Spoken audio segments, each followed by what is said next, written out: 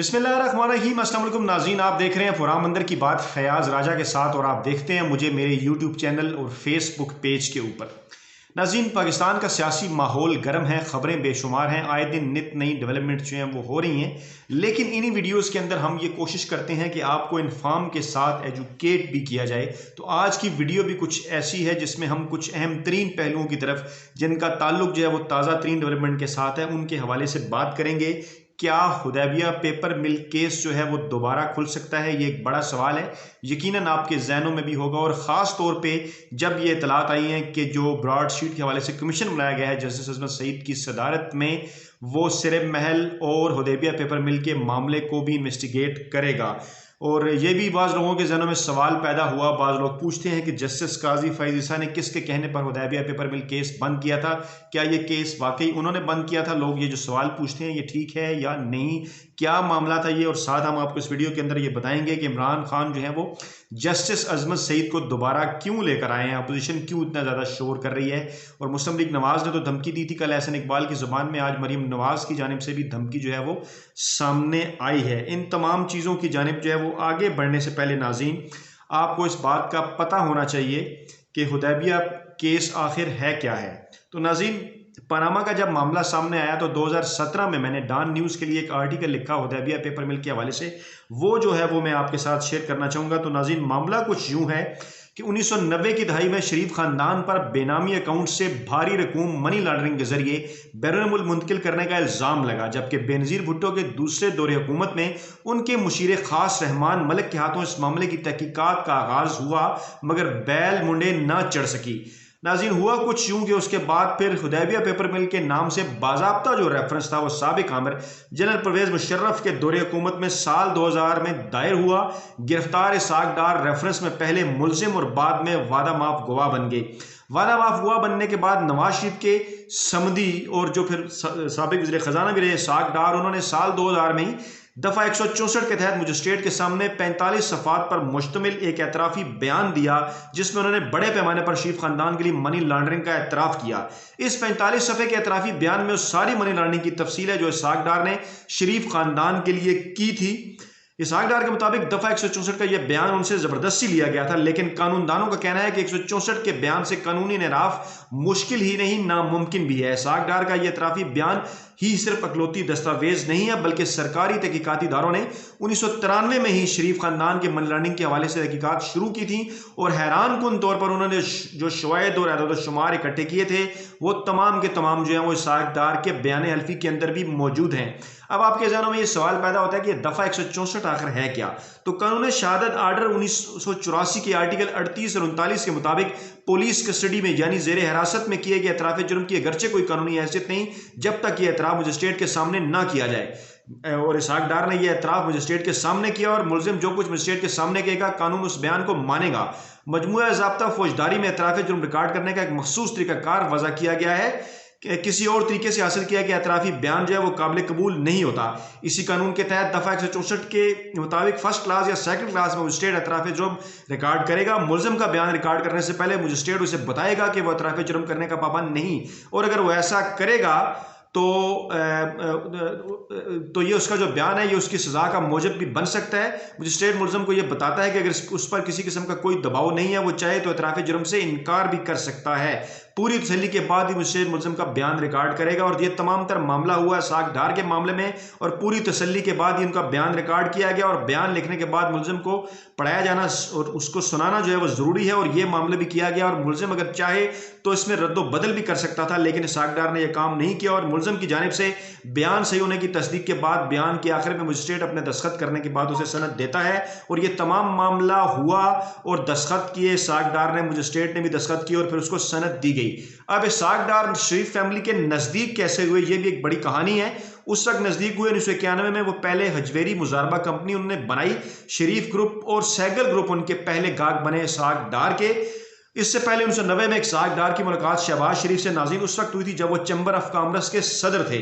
साबिक वज़ीर आज़म नवाज शरीफ पर इल्ज़ाम है कि उन्होंने अपने काले धन को सफेद करने के लिए 1992 में इकनॉमिक रिफॉर्म्स एक्ट मुतारिफ कराया, और इसहाक डार ने भी अपने बयान में इस एक्ट का हवाला दिया है कि नवाज शरीफ ने मुझे कहा था फिक्र ना करें, हम एक एक्ट ला रहे हैं जी, आपको कोई कुछ भी नहीं कह सकेगा। इसी 1992 के एक्ट के हवाले से गुज़श्ता दिनों शब्बर जैदी ने भी बात की थी, और यही पाकिस्तान में उन तमाम करप्शन की जड़ है जिसके ऊपर आने वाले दिनों में शरीफ खानदान और जरदारी खानदान ने अपनी करप्शन की बुनियादें रखी। अब नाज़रीन आपको बताते हैं कि हुदैबिया पेपर मिल केस में आगे क्या हुआ था। आज की वीडियो की ड्यूरेशन थोड़ी ज़्यादा हो सकती है, लेकिन ये मालूमाती वीडियो आपके लिए सुनना और मुकम्मल जानना जो है वो असद ज़रूरी है। नैब की जो तहकीकाती दस्तावेज़ात थी उसके मुताबिक मियां नवाज शरीफ ने अपने काले धन को सफ़ेद करने के लिए 1992 में वाशिंगटन में मौजूद अपने दोस्त जावेद कियानी की खिदमात हासिल की। अगस्त 1992 में जावेद कियानी ने मोहम्मद रमज़ान, सलमान, ज़िया और असगर अली के नाम से हबीब बैंक एजी ज़ुरख में 3 जाली अकाउंट खोले। तीनों अकाउंट गैर मुल्की करेंसी के थे और उनमें इब्तदाई डिपॉजिट $300 से भी कम था। दस्तावेज़ात बताती हैं कि ये जाली अकाउंट बज़ाहिर बाहर से पैसा वापस लाने के लिए बनाए गए ताकि बाद में इस पैसे को कोलेट्रल यानी जमानत रखवाकर शरीफ खानदान की कंपनियों को कर्जा दिलवाया जा सके। यूं मनी लॉन्ड्रिंग करके गैर कानूनी तरीके से मुल्क से बाहर भेजा गया यह पैसा कानूनी तरीके से शरीफ खानदान को वापस मिल गया। ये तीनों अकाउंट जाली शनाख्ती कार्ड इस्तेमाल करके बनाए गए थे। बाद में इन अकाउंट्स में चेक और कैश की सूरत में $37,94,762 जमा कराए गए और उसके एवज लाखों डॉलर्स के बैरियर सर्टिफिकेट जारी करवाए गए।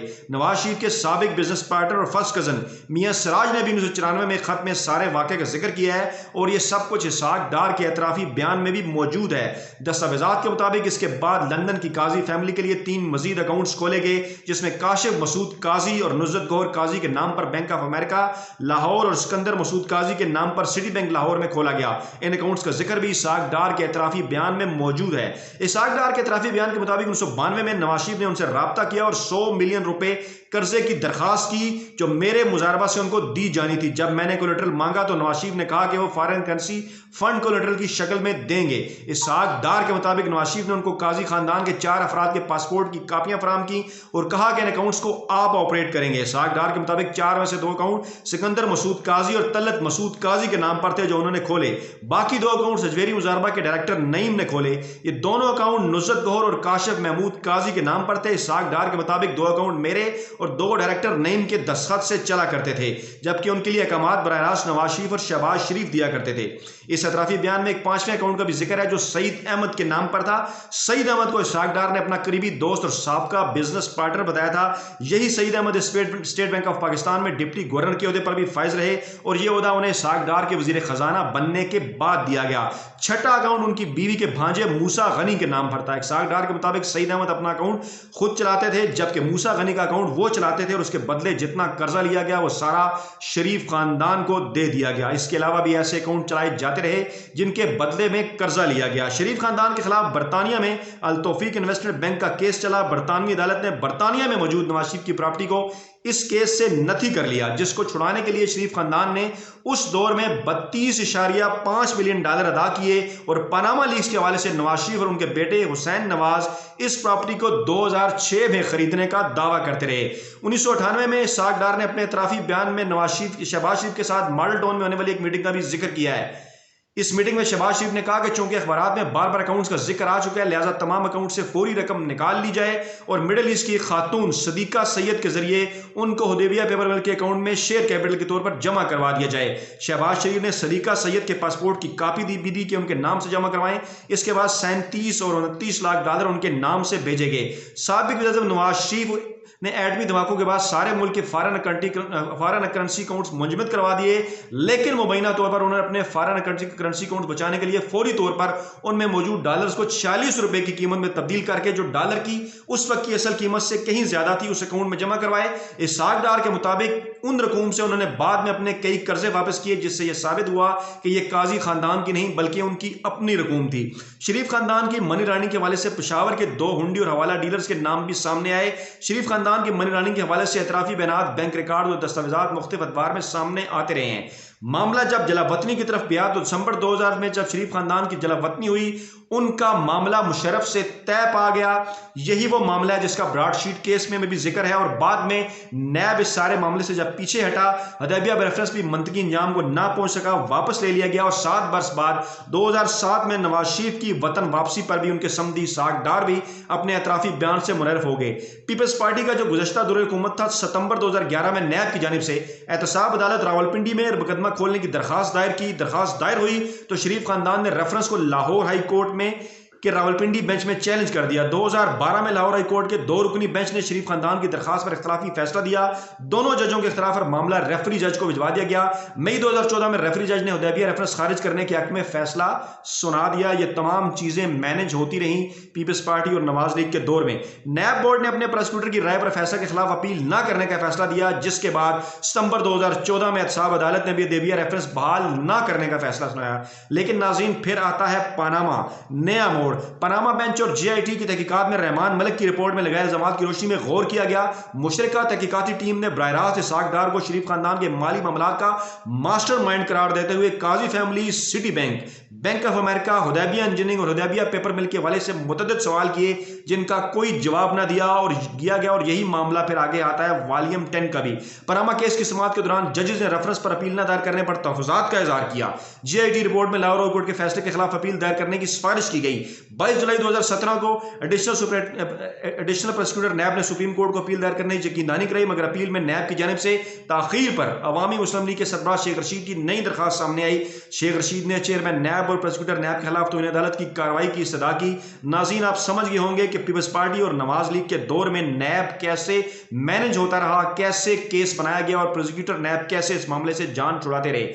15 सितंबर 2017 को प्रोसिक्यूटर नैब ने सुप्रीम कोर्ट में जल्द अपील दायर करने का यकीन दिलाया और 20 सितंबर 2017 को नैब ने हुदैबिया पेपर में रेफरेंस दोबारा खोलने के लिए अपील सुप्रीम कोर्ट में दायर की। लेकिन यह अपील भी कुछ ऐसे तरीके से नीम दिली से दायर की गई, इसके अंदर भी लकूना छोड़े गए जानबूझकर। और उसके बाद फिर मामला ऐसे सामने आया कि 1.5 माह बाद यानी 10 नवंबर 2017 को अपील की समाअत के लिए 3 रुकनी बेंच तश्कील दिया गया। 13 नवंबर 2017 को जस्टिस आसिफ खोसा की सरबराही में जस्टिस दोस्त मोहम्मद खान और जस्टिस मजहर आलम मियां खेल पर मुश्तमिल बेंच ने समाअत की, तो जस्टिस खोसा ने बेंच की सरबराही से माजरत कर ली। बेंच टूटने के बाद केस की समाअत गैर मुअय्यना मुद्दत तक मुलतवी हो गई। अहम तरीन बात यह थी कि अपने अतराफी बयान में इसहाक डार ने शरीफ फैमिली के खिलाफ फाराना कर्सी अकाउंट खोलने और लंदन में 1 अरब 20 करोड़ डॉलर की मनी लॉन्ड्रिंग का एतराफ़ किया था। इसहाक डार के इस अतराफी बयान में पनामा लीक्स के हवाले से उठाए गए सवालात, अहम सवालात के जवाब भी हैं, जैसे रकम कहाँ से आई, बाहर कैसे गई और लंदन प्रॉपर्टी कैसे खरीदी गई। सियासत के तलब इल्मों के लिए यह बात भी दिलचस्पी से खाली नहीं कि हुदैबिया पेपर मिल रेफरेंस में मियां नवाज शरीफ, शहबाज शरीफ, अब्बास शरीफ, उनकी अहलिया सबिया अब्बास, हुसैन नवाज, हसन नवाज, मरियम नवाज तो मुल्ज़मान नामजद हुए ही, लेकिन उनके अलावा पनामा के गामा से बच जाने वाले शरीफ खानदान के दीगर अफराद जैसे ज़िला पंजाब शहबाज शरीफ, उनके साहबजादे हमजा शहबाज और शरीफ बरदरान की वालदा शमीम अख्तर भी मुल्ज़मान में शामिल थीं। हुदैबिया पेपर में मियाँ शरीफ और नवाज शरीफ थे, वहाँ मैं शहबाज शरीफ का नाम गलत ले गया। उनके अलावा सभी अब्बास, हुसैन नवाज वगैरह सारे शामिल थे। तो मामला नाज़रीन यहाँ ख़त्म नहीं हुआ, मामला आगे बढ़ा। दोबारा से 3 रुकनी बेंच जो है वो बना था। जस्टिस बशीर आलम की सरबराही में 3 रुकनी बेंच, जस्टिस मजहर आलम थे, जस्टिस काजी फ़ाइज़ ईसा थे। जस्टिस काजी फ़ाइज़ ईसा पहली मरतबा उसी वक्त ज़्यादा मशहूर हुए इसी मामले के ऊपर, जब उनके जो है वो कुछ रिमार्क्स सामने आते रहे।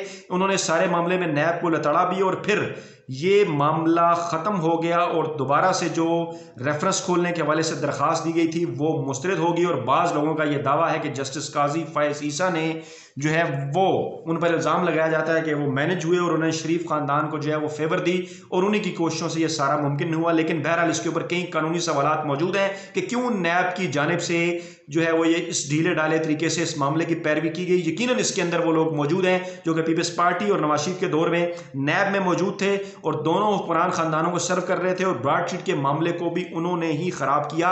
अब मामला यह है कि जस्टिस अजमत सईद को क्यों लगाया गया, क्योंकि पनामा केस के हवाले से भी जब जस्टिस अजमत सईद ने जब जीआईटी की रिपोर्ट के ऊपर जब वो सामने आई और जीआईटी की रिपोर्ट में ये कहा गया कि हुदैबिया पेपर मिल का इस मामले के साथ गहरा तल्लक है और मनी लॉन्ड्रिंग की असल जो माँ है वो हुदैबिया पेपर लिमिटेड है, जो हुदैबिया पेपर मिल केस है वो है। उसी वाले से जस्टिस अजमत सईद के भी कुछ रिमार्क्स जो है वो सामने आए थे।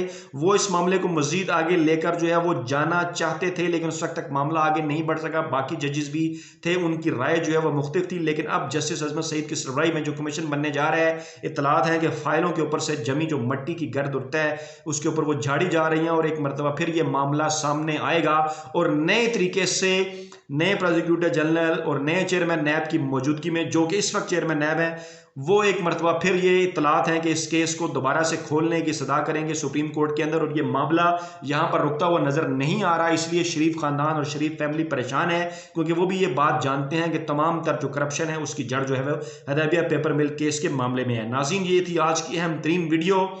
आज तक के लिए इतना ही। जल्द नई वीडियो के साथ आपकी खिदमत में हाजिर होऊंगा। अपना बहुत ख्याल रखिएगा। अल्लाह हाफिज़।